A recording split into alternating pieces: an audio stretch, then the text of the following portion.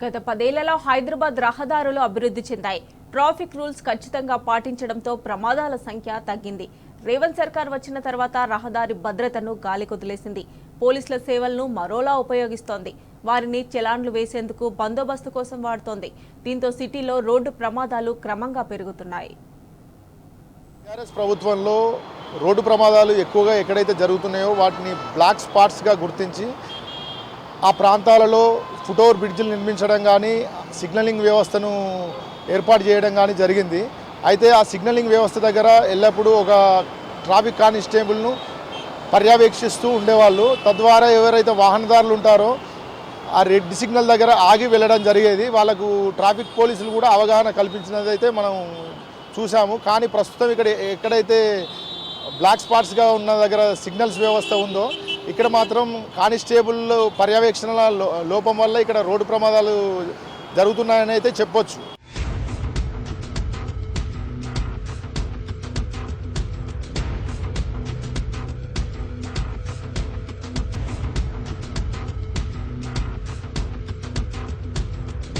హైదరాబాద్ మహానగరంలో రోజు రోజుకు రోడ్డు ప్రమాదాలు పెరిగిపోతున్నాయి. అయితే రోడ్డు ప్రమాదాలపైన ట్రాఫిక్ పోలీసులు ఎటువంటి చర్యలు తీసుకుంటున్నారు? గత బీఆర్ఎస్ ప్రభుత్వంలో రోడ్డు ప్రమాదాలు జరగకుండా వాహనదారులు ఎవరైతే ఉన్నారో వాళ్ళు ట్రాఫిక్ రూల్స్ అతిక్రమిస్తే ఎటువంటి జరిమానాలు విధించారు, వాళ్ళని ఎలా కట్టడి చేశారు, రోడ్డు ప్రమాదాలను కూడా ఎలా నియంత్రించగలిగారో ఒకసారి తెలుసుకుందాం.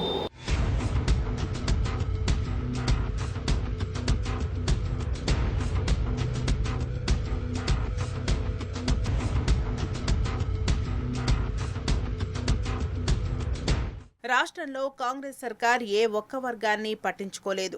ఏ ఒక్కరి సమస్యను తీర్చడం లేదు. ఏ ఒక్కరిని కదిలించిన చాలు తమ గోడును వెళ్లబోసుకుంటారు. రాష్ట్రంలో చివరికి రహదారుల నిర్వహణ బాధ్యతలను చూడలేని పరిస్థితిలో రేవంత్ ప్రభుత్వం ఉంది. రాజధాని హైదరాబాద్లో ట్రాఫిక్ నియంత్రణ సరిగ్గా చేయటం లేదు. దాంతో రోడ్డు ప్రమాదాలు జరిగి కొందరు చనిపోగా పలువురు గాయపడ్డారు.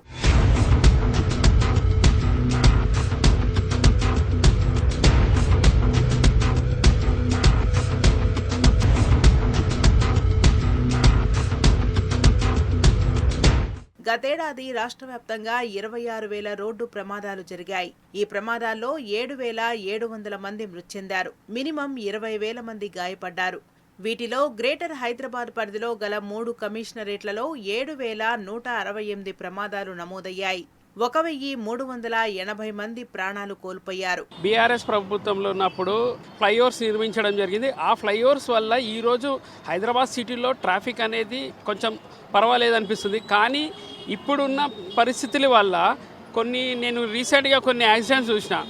మన సిగ్నల్స్ దగ్గర అక్కడెక్కడ యాక్సిడెంట్స్ చూడడం వల్ల ట్రాఫిక్ సిగ్నల్స్ దగ్గర కొంతమంది లేకపోవడం, ట్రాఫిక్ పోలీసు వాళ్ళు లేకపోవడం వల్ల ఎవరికి వాళ్ళు వచ్చినట్టు ఇష్టం వచ్చినట్టు వెళ్ళిపోవడం వల్ల రోడ్ యాక్సిడెంట్స్ చాలా మటుకు అవుతున్నాయి. సిటీలో ట్రాఫిక్ నియంత్రణ, ట్రాఫిక్ ఉల్లంఘనలను గుర్తించడం, ట్రాఫిక్ నిర్వహణను మెరుగుపరచడం కోసం 2017లో ఇంటిగ్రేటెడ్ ట్రాఫిక్ మేనేజ్మెంట్ సిస్టంతో సీసీ కెమెరాలను ఏర్పాటు చేశారు. ట్రాఫిక్ నియమాలు ఉల్లంఘించే వారికి ఈ చలాన్లు పంపించేవారు. రాష్ట్రంలో ఇప్పుడు అలాంటి పరిస్థితి లేదు. సీసీ కెమెరాల పర్యవేక్షణ లోపించింది. రాత్రి వేళల్లో యువకులు ఓవర్ స్పీడ్ డ్రైవింగ్, రేసింగ్కు వెళ్తున్నారు. దాంతో వారి ప్రాణాలే కాదు ఇతరుల ప్రాణాలను ప్రమాదంలోకి నెడుతున్నారు. అసలు మాకు అర్థమైతే లేదు ఈ పోలీసులు ఏం చేస్తున్నారు అనేసి. వాస్తవానికి ఇంతకుముందు ఉన్న టీఆర్ఎస్ గవర్నమెంట్ ఎంత స్ట్రిక్ట్ చేస్తున్నట్టే ఎప్పుడు డ్రంక్ అండ్ డ్రైవ్ కూడా పెట్టినా కూడా పాపం ఎంత అంటే భయాన్ని క్రియేట్ చేసి ఉండే ఒక పబ్లిక్కి. అరే మనం తప్పు చేస్తే ప్రాబ్లంలో పడతామని చెప్పి టీఆర్ఎస్ గవర్నమెంట్ చేసింది. కానీ ఇప్పుడు ఉన్న ప్రభుత్వం అయితే నిజంగా వాస్తవానికి అయితే అసలు పట్టించుకుంటలేదు. పోలీసు ట్రాఫిక్ అయితే కనబడి ఆ ట్రాఫిక్ ఆ ఫోటో కొట్టు తప్ప ఆడు ఏం చేస్తున్నారో అర్థం కాదు. ఆడు చిన్న పొలం ట్రిపుల్ రైడింగ్ పోతుంటారు, చూసుకోవాలి కదా. ట్రాఫిక్ అవి చూడరు, వాళ్ళు చాలా తప్ప వేరే చూస్తూనే లేరు. డ్రంక్ అండ్ డ్రైవ్ ఎప్పుడో పెట్టినా కూడా కంపల్సరీ ఒక భయాన్ని క్రియేట్ చేస్తుండే. ఇప్పుడేమో డ్రంక్ అండ్ డ్రైవ్ లేవు, డ్రంక్ అండ్ డ్రైవ్ లేకుండా ప్రతి ఒక్క గలీలో యాక్సిడెంట్లు. బీఆర్ఎస్ హయాంలో ట్రాఫిక్ రూల్స్ ఖచ్చితంగా ఫాలో అయ్యేవారు. ట్రాఫిక్ రూల్స్ బ్రేక్ చేస్తే కఠిన చర్యలు తీసుకునేవారు. ఆ విధంగా సిటీలో రోడ్డు ప్రమాదాలను తగ్గించారు. ఇప్పుడు రాష్ట్రంలో ఆ పరిస్థితి లేదు. గతంలో 3 కమిషనరేట్ల పరిధిలో పబ్బులు, బార్లు ఎక్కువ ఉండే ప్రాంతాల్లో వీకెండ్లో ట్రాఫిక్ పోలీసులు డ్రంక్ అండ్ డ్రైవ్ టెస్టులు నిర్వహించేవారు. పట్టుబడ్డ వారికి తల్లిదండ్రుల సమక్షంలో అవగాహన కల్పించి కోర్టు ద్వారా శిక్ష విధించేవారు. సెలబ్రిటీలు డ్రంక్ అండ్ డ్రైవ్లో దొరికినా ఆ విధంగా చేసేవారు.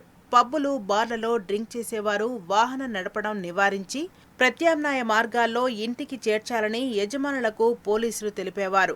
ప్రస్తుతం పోలీసులు ఆ దిశగా చర్యలు తీసుకోవడం లేదు. చిన్నపిల్లలు మైనర్ డ్రైవింగ్ ఎక్కువ ఉంది. ఇంకొకటి హై స్పీడ్ వల్ల పేరెంట్స్ కూడా కొంచెం గైడ్ చేయాలి వాళ్ళని. ఎవరు పడితే చిన్నపిల్లలకి వాళ్ళు కీస్ ఇస్తున్నారు. ఇప్పుడు చూసుకుంటే మనము 7th క్లాస్ 8th క్లాస్ పిల్లలు కూడా ఓవర్ స్పీడ్గా బండ్లు నడిపిస్తున్నారు. ఇంకొకటి హెల్మెట్ పెట్టుకోరు. చాలా డేంజర్ అవుతుంది. ట్రాఫిక్ పోలీసులు కూడా కొంచెం పట్టించుకోవాలి. వాళ్ళు పట్టించుకుంటలేరు. ఈ మధ్య హెల్మెట్ లేకున్నా ఇక్కడ పట్టుకుంటలేరు ఎవరిని.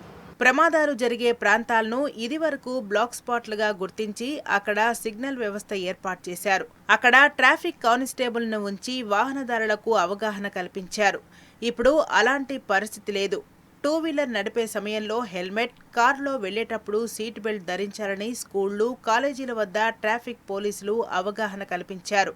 ట్రాఫిక్ పోలీసులు, రవాణా శాఖ సంయుక్తంగా ఆటోలు, బస్సులు, లారీలు, స్కూల్ వాహనాల తనిఖీలు నిర్వహించి fitness test, driving licence check చేసేవారు. ఒకే వాహనంలో ఎక్కువ మందిని ట్రావెల్ చేసేందుకు అనుమతించలేదు. దాంతో ప్రమాదాల సంఖ్య గణనీయంగా తగ్గింది.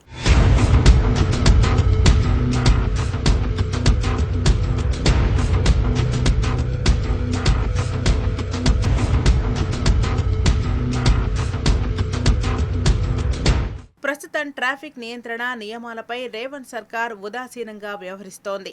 దాంతో ప్రమాదాలు పెరుగుతున్నాయి.